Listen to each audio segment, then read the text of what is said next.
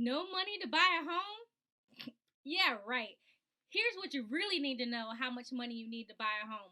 Up next.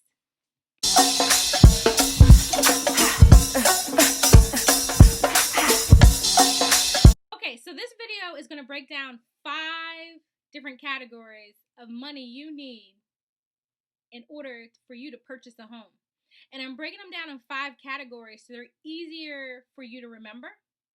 And if you want, down in the comments, I'll list all 5 out just so you can have if you want to write notes. Save this video just in case you want to go back and reference it. Subscribe to my channel so you can check out other videos that I have that will help you along your home buying journey. Also, send me a comment with your email address if you want some more information on the money that you need in order to buy a home. I'm here to help. Just let me know how I can help. So I'm Pamela Lewis. I am the broker of Realty Executives, and I am the team lead for Team McKinney. And this is my channel, and I can't wait to help you out on your home buying journey. So the first category, I am coining the phrase, you need your pre-seed money. Pre-seed money, that's money you just need to have. And let me tell you how it's going to work out. So your lender is going to look to see if you have at least 3 months of reserves on hand. And you're probably like, what? Realtor Pamela Lewis? What the heck is that? So your lender is going to see that you at least have 3 months of mortgage payment on hand in some account. Now, how the heck do you figure that out? So I have a Google spreadsheet that I put together last year from another home buying seminar. If you're interested in getting that, just comment below with your email address and say, hey, Realtor Pamela Lewis, send me the calculation for mortgage payments. Or you can use another method too, or you can do both. That's fine. Take your gross income. This is only for people who are not self-employed. Take your gross income, multiply that by 30%, and divide that by 4. Again, take your gross income, multiply that by 30%, and divide that by 4. That is what your lender is going to at least make sure that you have on hand in your bank account or your retirement fund or any other type of savings account that you may have. They want to see that you at least have 3 months on hand somewhere. And the reason for that and the philosophy on that is, in the event, and we know this is not going to happen to you, but they have to treat everybody the same, right? So in the event that you are facing a foreclosure, they want to know that you at least have 3 months on hand somewhere that you can pull from before you foreclose on the house. All right, so remember, your first set of money before you even get into home buying is you want to have your pre-seed money. All right, the second category that you want to have on hand is your startup funds. You're like, what? I have pre-seed money. I gotta have startup funds? Oh yeah, you do. So that's why at the beginning of this show I said no money down. You don't need any money to buy a house. Yeah, that's not true. So the next category is what I call is your startup funds. You gotta have funds in order to navigate through the whole contract process. So in our market here, we do a earnest money deposit. It's a good faith. It's like a security deposit that you would put down on a rental property. But for here, it's our contract stating, for if you're on the buyer side, that, hey, seller, I want to buy your house. And in good faith, I'm going to at least put some money down or some skin in the game to show you that I will accomplish all the goals that I need to do in order to purchase your home. Now, earnest money deposit is refundable in part of the contract. So just remember that. A lot of people get kind of squirmish like, oh my God, what happens if I don't want to buy the house after I do the home inspection? As long as you meet the requirements, your earnest money deposit is refundable. However, there is a time in the contract where your earnest money deposit comes back not refundable. I'll give you an example. This happened to me as the listing agent. Well, we were working both sides. But anyway, this happened to me where a buyer accomplished all the goals, but he never showed up to closing. And we communicated every way we could. He never got to closing. He never communicated with the attorney's office or the title company. And like a month and a half later, he came back and was like, hey, I need my earnest money deposit back. Oh, you what? So at that time, if you've gotten through the whole contract and you just don't show up to closing, most sellers are going to want to keep your earnest money deposit, and most real estate firms are going to want to get paid their commission. So, for that example, most of you guys' earnest money deposit will be refundable. All right, so the next part of your startup cost is going to be your home inspection. So, you're going to want to get the home inspected. You can visually look at the house. Your real estate agent can visually look at the house, but you're going to want to get a third-party company to come in to look at the roof all the way down to the foundation and any systems in the house. You're going to want to get them operated to see how they're working, and you also want to know how long they're going to last you. So for that, so when we go back to earnest money deposit, I typically tell buyers you need $1,000 for earnest money deposit. And used to say 500, but right now where our market is kind of tight and the inventory is down, you want to look competitive against another buyer. So $1,000 is what you need for your earnest money deposit. Now, when you get into home inspection, you at least want to have $500 for home inspection. Does a home inspection cost $500? No, it doesn't. But you'll realize as you're watching my videos, I try to make everything round and everything easy for you to remember because there's so much information. But if you at least have $500 for your home inspection, you'll be in there like swimwear. So, depending on the square footage of your home is what the home inspector is going to do to charge you the fee. There's some other home inspection companies that will use additional things to decide how much they're going to charge you. If you're on a crawl space, if you're on a slab. I also had one home inspection company quote a higher price because the house is built prior to 1978. Actually, it was early 1900, so they charged an additional $100 for that. So you also could have other systems in the house that you want to check that home inspection company does not check, which could be like a swimming pool or a hot tub, or you could have EIFS. You're like, what the heck is EIFS? EIFS is a fake stucco, a product that looks like fake stucco that they use in the Hampton Roads area. Our area's temperature is not really conducive for this material, but it's really pretty. And as long as you maintain it, it typically will last you. But that's a whole different video for that. If the house is built before 1978, you may want to do a lead-based paint inspection, especially if you're going to have little ones running around the home. And that's a whole nother video for that too, of why you would want to do that.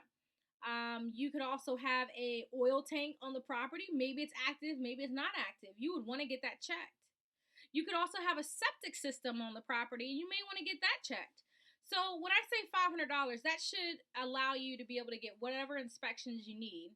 If you have any additional inspections that you want to do, you can do that, and it may cost you over $500, and that's okay, because your next third cost under startup costs are going to be for your appraisal. Now, this cost is really for the bank, but it's for you too.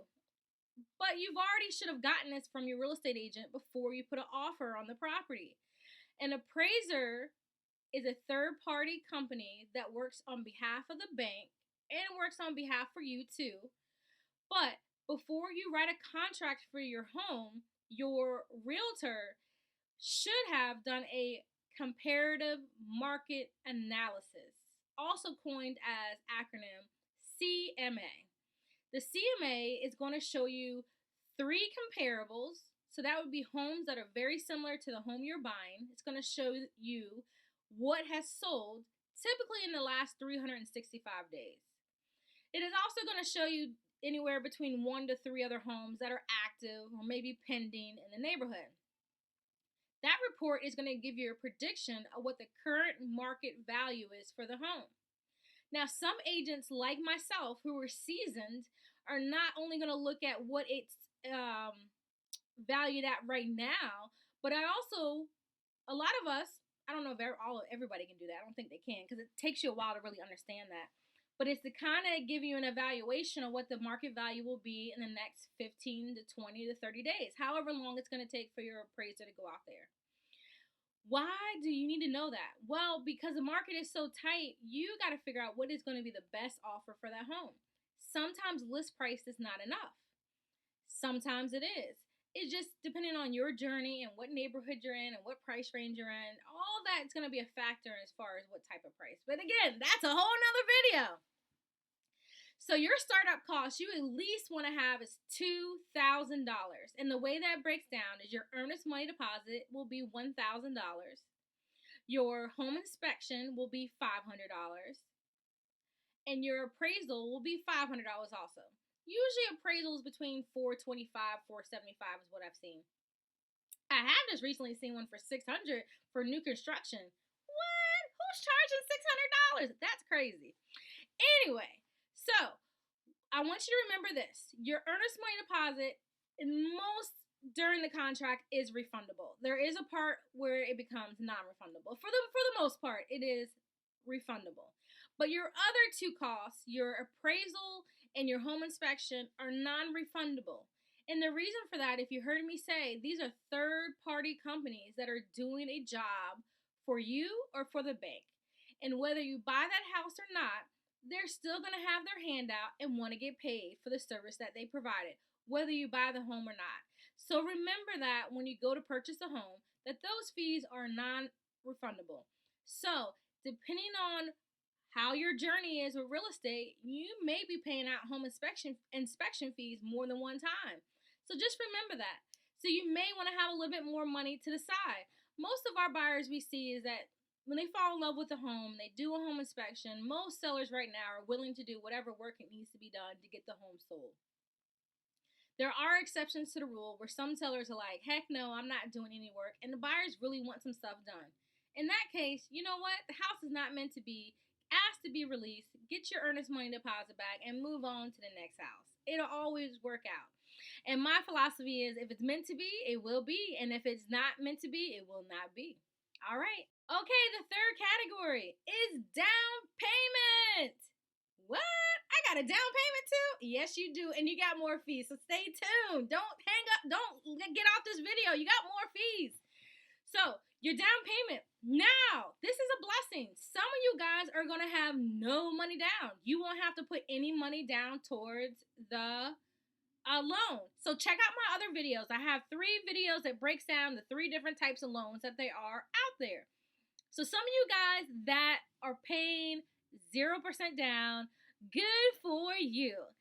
Some of you guys are not going to be able to qualify for 0% down, and that's okay. But you need to know this. Your down payment could be anywhere from 3.5% all the way up to 20% plus. It just depends on what type of loan you get in and what type of loan you want to qualify. Now, if you do have 20% that you can put down and you can't get into a 100% financing loan that has no PMI, and that's going to be a whole nother video that I'll have later on too, but that's going to be your private mortgage insurance. And that's just additional fee that the lender puts on in case you ever foreclose. They want to have a little bit of pot of money to have just in case you do foreclose. So if you can get rid of PMI, get rid of it. If you can't, like I tell most buyers, if you can't, you just can't. You can always refinance later on when you can. Just be happy enough that you can be able to buy the home that you want. So I say that to say is you need to at least have some money for down payment if you cannot qualify for the 0% loans. Now, before you get qualified, you need to talk to your realtor and to figure out which loans are available that have 0% down. Because some of you guys can qualify for it. My philosophy is to keep as much money as you can in your pocket if it's going to save you money over time. Remember, most of your home loans are going to be 30 years. What? So you want to make sure you get into a good loan, especially now when the interest rates are so great. That you at least get yourself into a good loan that's going to make sense for you and nobody else. All right. Okay, so the fourth category. Yes, more money. It's closing costs. But don't get all stressed out. Just know that this information is good for you to know because you'll know what you're getting yourself into. So the fourth category is closing costs. Now, once upon a time, buyers were able to get all of their closing costs paid for. Now you're thinking, Realtor Pamela Lewis, how much is closing costs? Well, depending on the type of loan that you have, your closing costs could be 3 to 4% of your purchase price. Again, your closing costs could be anywhere from 3 to 4% of your purchase price. What determines that is the type of loan you are getting. Certain loans have higher closing costs than other loans do. So we typically tell buyers you need at least 3%. Until we find out you get into a more of a like a FHA, VHDA loan, those are typically a little bit higher because they incorporate their mortgage insurance at closing that you pay up in advance. So to make it easier, if you at least have 3% of the price you think that you're going to be able to qualify for, and again, it goes back to what your monthly payments are. I can also shoot out what I think your loan amount will be based off the spreadsheet I send you, because we can look at the current interest rate and then we can determine if you can qualify for a no PMI, and if you can't, we can just we can do both scenarios to see what type of mortgage you may get. Now, I am not a lender, but I do have a spreadsheet that I got from a credit counselor with one of the loan companies in the area that I think is really cool that he uses during my seminar that I host, which is Understanding Credit. All right, so your closing costs. Now, you're thinking, what the heck is closing costs? Well, closing costs are the costs that it takes for you to be able to purchase a home. And it has nothing to do with the house. It has to do everything with you getting to the end of the contract and be able to pay for getting that loan, because the lender wants to make some money too, right? You're going to get a title company or attorney's office to represent you. They want to get paid. The city or the county that you're in, every time you close on a home, they want to get paid. They want their taxes paid up too, depending on where the tax time is for payment. They want to get paid. If you're in an association or a condo association and they just collected dues, you don't want to have that late, and nor does the person who closed you. So they got to collect that up in advance too. Now, you're going to have title insurance. Your lender is going to require you to get title insurance. It has nothing to do with homeowners insurance. Title insurance is a whole nother beast that I'll have a video on. You'll plug in for that to see that this year too. But your lender is going to require to have title insurance. You're going to make a choice if you want to get owner's title insurance. And you see my head going, yes. And you'll see a video and you'll understand why you really do want to consider getting that. It's an extra cost, but woo boy, it could save you in case something comes up. Now, the lender's going to require you to get homeowner's insurance. What the heck is homeowner's insurance? There's so many words that have insurance in it, and it's just so confusing. But homeowner's insurance is going to help you in case you have a fire at the home, in case hopefully this never happens to anybody that's watching my channel. Knock on wood, that someone breaks into your home. It's going to cover your interior contents like it did for renter's insurance. But a little souped up more than renter's insurance is actually going to cover your house in case there's some damage, like storm damage. Now, everyone that's watching this is not going to have flood insurance, but remember we had that bad storm. And with that flood insurance, a lot of people didn't have rising water insurance. Again, I'm going to say that again. A lot of the flood insurance did not have rising water insurance. And quite a few people I know in the Virginia Beach area got caught up with that because it wasn't just the storm that ruined their stuff. It was the water that kept rising that couldn't flow out through the lakes and through the city lines. So, inquire about that. Is it right for you? I don't know. I don't know where you're buying your house, so it all depends. So those are all the costs associated. Plus, you're going to have to get title work pulled. That's making sure there's no liens against the property, because those have to be satisfied before you close. So that's a little snapshot of what your costs are going to be. And the reason why closing costs could be so high is the 3 and 4%. Is all the people that have to get paid to make the deal happen. Oh, and note, you're not paying for the real estate commission. Why is that, Realtor Pamela Lewis? It's because in most markets, the seller pays for the real estate commissions, not the buyers.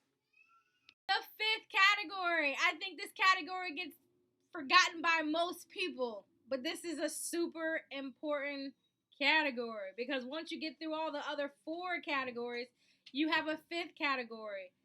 That is your decorating and moving money and getting your apartment all cleaned out, because you're leaving that apartment life, that renting life. But you got to get that place clean, your carpets clean, your fireplace checked, so you can get your security deposit back money. back, right? That's the key, is getting that security deposit money back, because they like to keep that money because you didn't do the stuff you're supposed to do. That's a whole nother video too. I have a video on that for renters too, how you can get a lot of your money back when you move out. So check that video out too.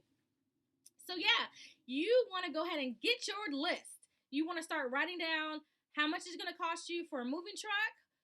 Are you going to get some friends, some people to help you, or are you going to hire a company to move? Oh, moving sucks, right? I hate moving.